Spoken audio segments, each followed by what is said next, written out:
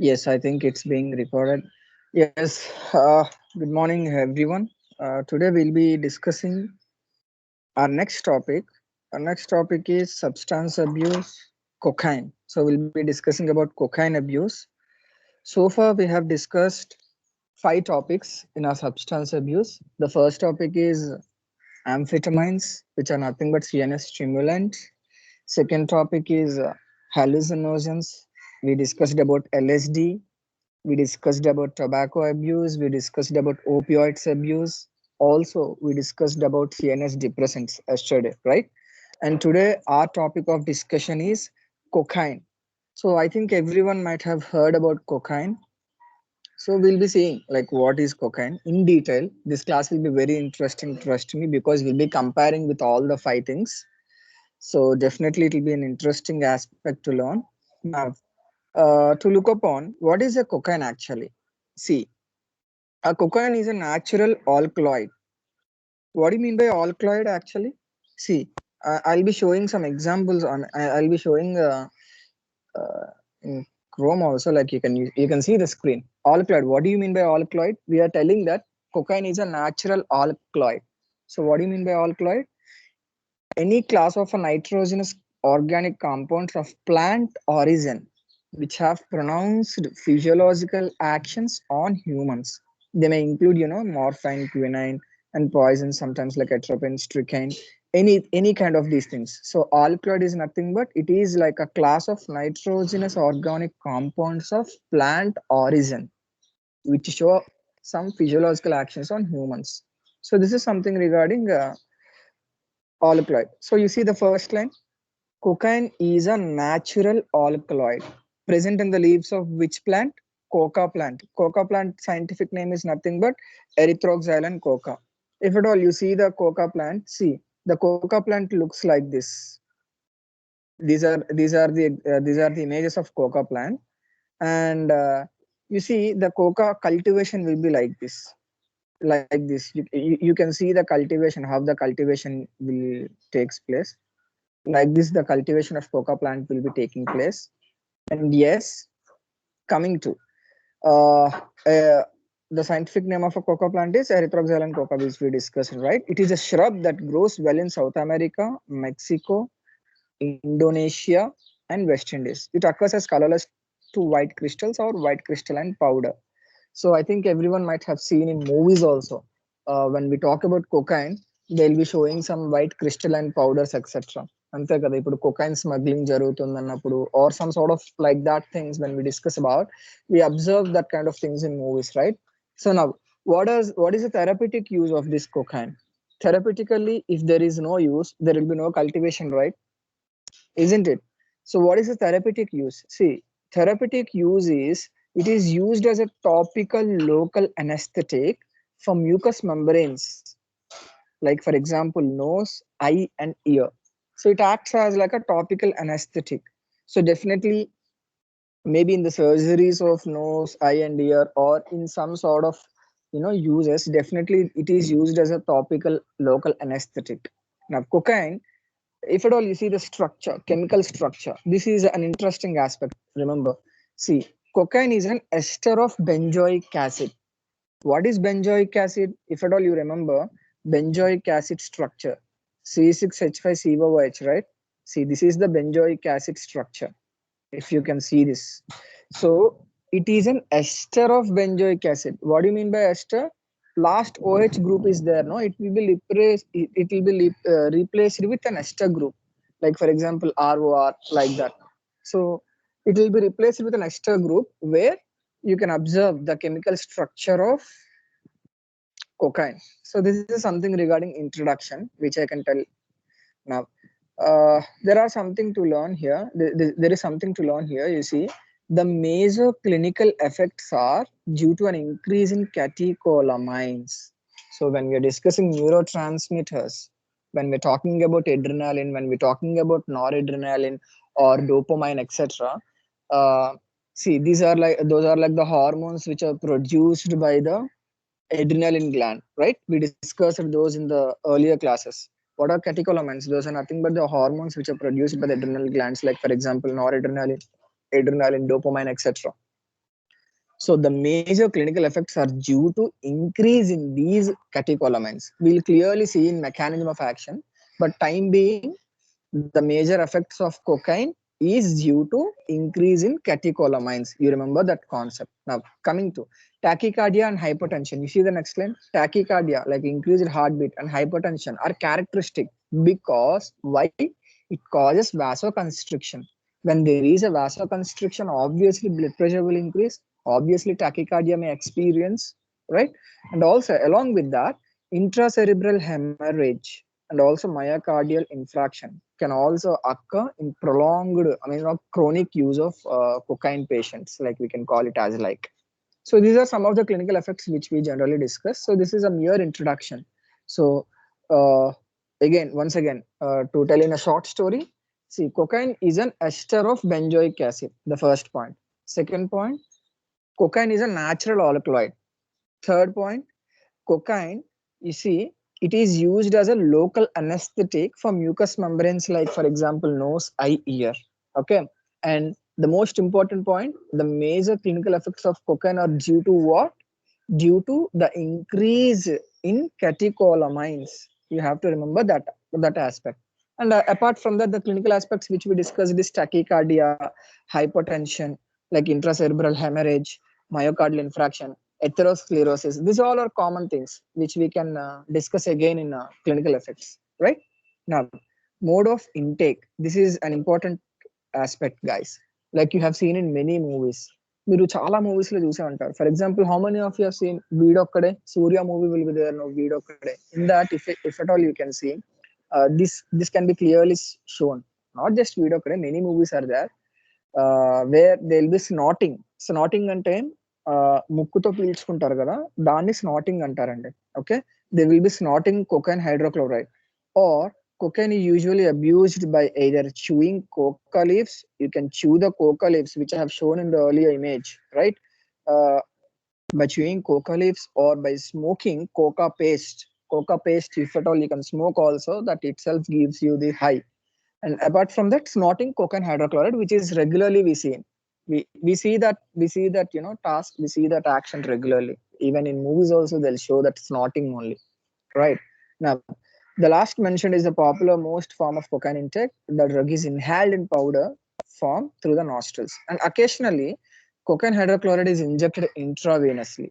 So ఎవరైతే intravenously, if at all they are injecting it, you can observe the marks, like uh, either on the knees, either on the hands or on the neck. You can observe the marks. Injectable marks will be there, those who are taking it intravenously, right? Now, mechanism. Guys, this is an important aspect to remember, mechanism, because I'll compare the mechanisms of all the drugs, of all the substance abuse we have discussed, because it will be very easy for you. I have kept that slide in the last. You see, I think everyone can see this slide, right? Mechanism of action. Is it visible to everyone? Yes, sir. Yes. So if at all, you see, we have discussed five things, right? First thing, amphetamines. So amphetamines mechanism is what? Release of monoamines from storage site in axon terminal. So obviously, what happens when monoamines released? There will be an increased concentration of monoamines in the synaptic cleft. So what happens when there is an increased monoamines concentration? There will be release of dopamine in the nucleic accumbens and related structures is responsible for the reinforcing and mood elevating effects. So that's how it acts as a CNS, CNS, what do we call it as, like, stimulant, CNS stimulants. That's why we call amphetamines as CNS stimulants. That is regarding amphetamines, right? Now coming to opioids, what we discussed mechanism of action of opioids. We discussed that they are opioid receptor agonists, like they are agonists for opioid receptors. What do the opioid receptors do? See, stimulation of these receptors in CNS leads to the analgesia, vomiting, or profound sedation in a dose dependent manner. So that's how we discuss the mechanism of action of opioids. Then what about CNS depressants? Mechanism of action of CNS depressants means our central nervous system is getting depressed. I mean, like, not depressed in the mean, they are getting, somewhat the action is taking it down. So what happens here? It acts by increasing activity at receptors for the inhibitory neurotransmitter called GABA, right? So there is an inhibitory neurotransmitter called GABA. They increase the activity of this inhibitory neurotransmitter, right? So what happens now? Thereby increasing inhibition of brain activity. So ఎప్పుడైతే brain activity inhibition అనేది increase అయిందో, మరి we are saying that brain activity అనేది inhibit అవుతుంది అంటే we are making our brain or we are making our central nervous system to drowsy or calmy or sedation. అందుకే మనం దీన్ని CNS depressants అని అంటున్నాం. That's why we are calling it as CNS depressants. Got it? Now, next class, hallucinogens we discussed it, right? In the hallucinogens, what? It is structurally related to the serotonin, which is nothing but 5-hydroxytryptamine, right? Here itself you can understand. When it is structurally related to 5-HT, what happens? It acts like an agonist for 5-HT1 receptors. And obviously, ఎప్పుడైతే 5-HT1 receptors agonist గా act అయిందో definitely your mood elevations will be there. Serotonin increase అయిపోతుంది కదా, because it is acting like agonist for 5-HT1, right? So mood elevations ఉంటాయి. Again you will feel that highness. Got it? Same as in case of tobacco also. If at all you see tobacco, nicotine receptors will be there, no? Those nicotine, what will happen? These nicotine bind stereospecifically to selective acetylcholine receptors. So that's how we can observe the high activity, like highness of the tobacco abused patients. Coming to cocaine, which is our topic of discussion today. So what does this cocaine do? How does the mechanism of action of cocaine can be discussed? See, it is very simple and okay. Just remember, మనం ఇందాక పైన ఏం చెప్పుకున్నాము? Increased catecholamines, right? Catecholamines increase అవుతాయని చెప్పాము. What are catecholamines? Like for example, dopamine అవ్వచ్చు, noradrenaline అవ్వచ్చు, adrenaline అవ్వచ్చు. These are all the things which are produced by the adrenaline gland. Okay. So increased catecholamines అంటున్నాము అంటే ఇండైరెక్ట్ గా increased dopamine అంటున్నాం. Dopamine ఎలా ఇంక్రీజ్ అవుతుందండి? Just simple logic. Okay, inhibition of reuptake of dopamine. If at all that happens, if at all we are doing inhibition of what? Dopamine reuptake.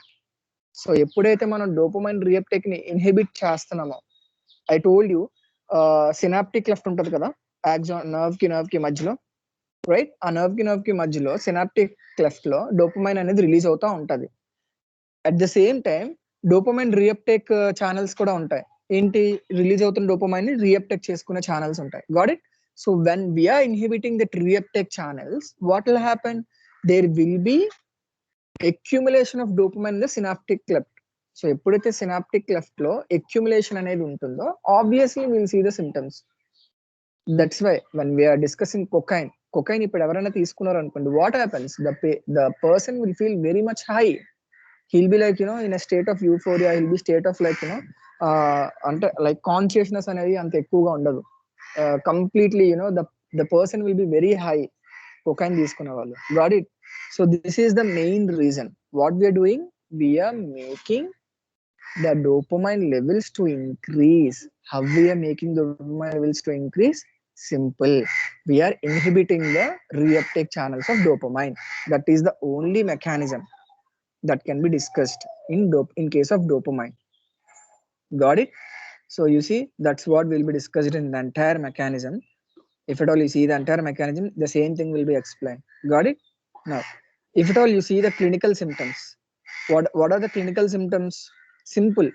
Okay, dilated pupils will be there, runny nose will be there, nose bleeding will be there, track marks means what? I told you, when they are injecting intravenous గా inject చేసుకుంటే గనుక what will happen? You can observe the marks, right? Suppose neck దగ్గర inject చేసుకుంటే you can observe the marks at neck side, joints అయితే joints, arms అయితే arms, knees అయితే knees, anywhere it can be.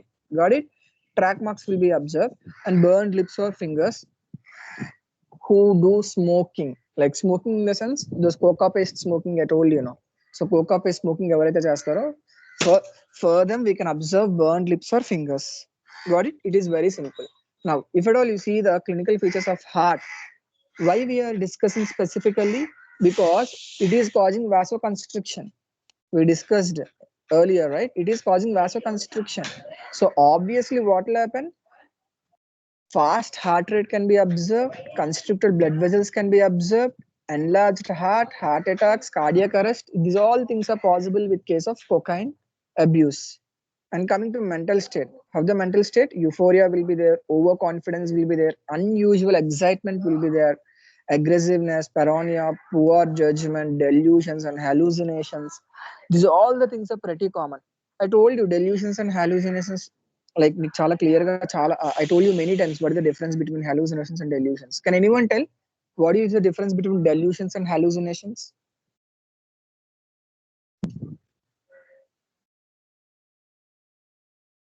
Primary difference between delusions and hallucinations.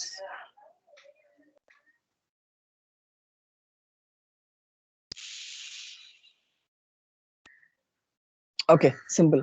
See, hallucinations means the person is thinking that there is something over there. I'm hearing some sounds. There are some persons. There is something happening. Okay, hallucinations will be like that. Whereas delusion means the person will misinterpret for something. For example, if I show the person a pen, okay, I'm showing the person a pen, but the person will say that why you're holding a knife. If I show the person a mobile, the person may feel like why you're holding a gun. Okay, that the person will misunderstand. They'll mistake the substances. Those are nothing but delusions. So such kind of symptoms like delusions, hallucinations are pretty common in case of cocaine abuse. So these are some of the things. But if at all, after a long use, like for example, the persons who use after a long time, or the persons who chronic use, for example, for them, what will happen? Depression, agitation, intense cravings, because the person is not addicted, right? So intense cravings will be there, and need for higher doses, apathy, exhaustion, longer periods of sleep. So that's what you can observe for after long use. For example, if I'm using the cocaine after many months or after many years, so again I can observe these kind of symptoms. So these are nothing but clinical symptoms. Now coming to investigations, what kind of investigations that we can observe? If at all you see the blood samples are generally unhelpful, whereas urine samples may be helpful diagnostically in case of cocaine abuse. And coming to biochemistry, we need to we need to have the information of electrolytes, creatinine, urine, liver function, creatinine, phosphokinase, all these kind of uh, diagnostic reports should be available for examining the condition of the patient. Got it? And also ECG is pretty helpful. And if the patient have any neurological symptoms, then it is advised to take CT scan or MRI scan, etc. And there are some patients who do body packing. Body packing is really an important terminology to remember. What do you mean by body packing? ఇందాక మీకు ఒక movie చెప్పాను కదా వీడొక్కడే అని. If at all you can remember that movie, the friend of Surya, when he is going to some abroad, he'll carry the smuggled cocaine in his stomach, right? అంటే ఒక packets లాగా తన స్టమక్ లో smuggle చేస్తాడు. Anyone remember that incident or that scene? గుర్తుందండి అది? Yes. So that is body packing. So అలా body packing చేసే వాళ్ళు కానీ ఉంటే definitely you have to take abdominal x-rays or CT scan with Gastrografin. So like this, for investigations, definitely these kind of things will be useful. Now, of course, differential diagnosis why we're discussing here is because what does this? I mean, what do this cocaine is doing? Cocaine is just elevating. It is creating highness, right? Similar kind of thing will happen with CNS stimulants also. Amphetamines చెప్పినప్పుడు కూడా మనం ఇదే చెప్పుకున్నాము. It is causing highness, it is causing euphoria, it is causing hallucinations, it is causing delusions. Even we discussed about LSD. All these things are pretty common, right? So that's why we are discussing differential diagnosis over here. You have to make sure that the person is abused of which kind of a material, whether it is LSD, whether it is CNS stimulant, or whether it is cocaine, or whether it is opioid analgesic, or what kind of things the person is abused with. You need to know that. Coming to management is pretty interesting. Why? Because see, of course there will be no antidote for this. Okay, We discussed a lot of antidotes for previous toxicological lessons, right? But here there will be no antidote. What will happen? First thing, supportive treatment will be done. Supportive treatment means what? First thing, maintenance of airway. You have to make sure that the person is breathing comfortably. The person is not struggling to breathe. You have to make sure that thing. And if at all the person is struggling to breathe, you provide ventilation. Okay. Now coming to second, IV access with normal saline infusion. Okay, see this, IV access with normal saline infusion should be secured as soon as possible in order to have access for the treatment of seizures or hypertension. Because the persons with cocaine abuse overdose, okay, there will be chances for seizures, there will be chances for severe hypertension. Okay, because the vasoconstriction will be very severe. So alant patients with seizures and pretty common ghost, and also hypertension is also very common. So for that you need to have initially IV saline so that you can access it will be like a path for accessing the treatment for treating of seizures or hypertension, etc. Now GI contamination, sorry, GI decontamination, gastrointestinal decontamination. What we'll do, single dose activated charcoal is recommended for GI decontamination procedure.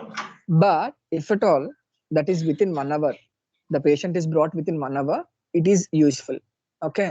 And also there will be two conditions here: asymptomatic body packer, symptomatic body packer. Asymptomatic body packer means what?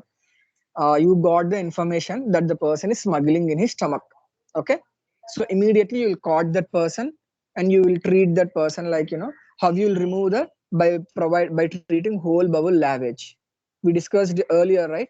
Whole bowel lavage, those are all the things we discussed in our earlier classes, first classes of our toxicology, right? So we'll perform whole bowel lavage and we will remove those body packers. Now, if at all the person is symptomatic body packer, what do you mean by symptomatic body packer? For example, the smuggled person, the person who is smuggling that, body packing, suppose if at all any one thing got bursted out, so obviously it will have leakage, right? So leakage అయినప్పుడు the person will experience the symptoms. So immediately surgery need to be done and removal of those packages need to be done. So this is how we'll perform the management in case of symptomatic body packers. Okay. And treatment of specific complications. Specific complications here is nothing but, for example, if the patient is having tachycardia, hypertension, you can go with benzodiazepines because you need to calm down the person, right? So you can go with benzodiazepines, or you can also go with diazepam 5 to 10 mg for every 2 minutes until the patient is sedated or hemodynamically stable. You have to make sure the person or the patient is hemodynamically stable. Until then, you can perform with infusions of diazepam, etc. Now, if the person is suffering from seizures, of course, you can give IV benzodiazepines, like for example, diazepam 5 to 10 mg in case of adults. And if the patient is experiencing cardiac ischemia until, like, the cardiac symptoms, definitely they can be, you can treat with aspirin and nitrates. And also arrhythmias also can be treated with lignocaine. In majority of the patients, lignocaine is the best choice of the drug in case of arrhythmias. If the patient is suffering severely from hypertension, I mean, like, though you're giving benzodiazepines and though the person is not getting sedated, though the hypertension is not getting, down, what will happen? You have to go with IV nitroprusside infusion. Then you can see the favorable conditions of the patient. So this is something regarding substance abuse of cocaine. So if at all you can see, long story short, I'll make it this long story into a short story. First of all, what we discussed? We discussed about introduction. Introduction about what? Introduction about cocaine. So what we discussed in the introduction? Simple. We discussed about the uh, coca plant.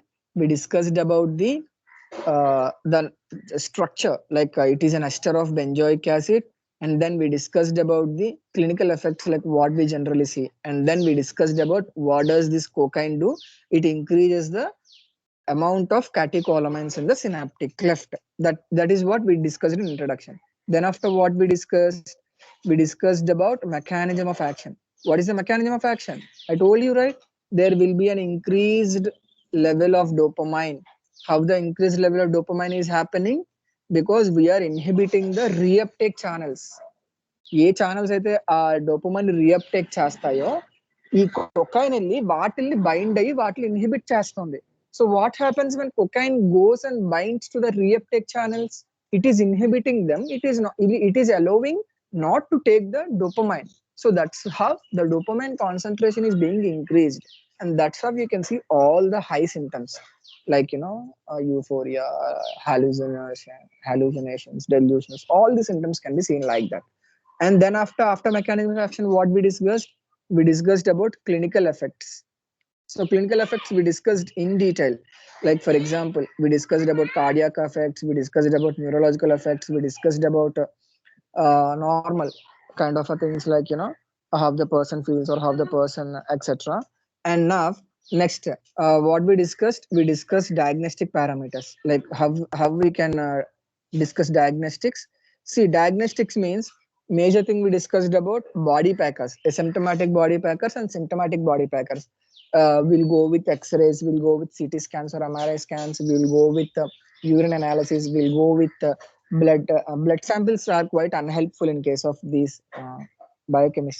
investigations, diagnostic investigations, but urine analysis is quite useful.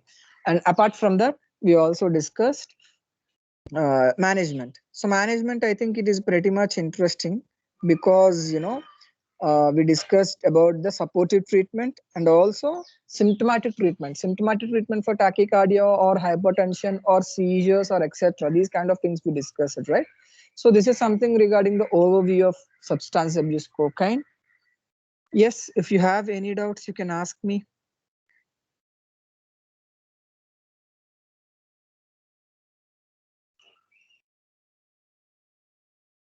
First of all, did you understand the topic?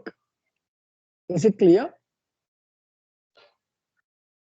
Yes, sir. Okay. Any doubts from anyone? See, I have written this all the mechanism of actions in the 8th slide.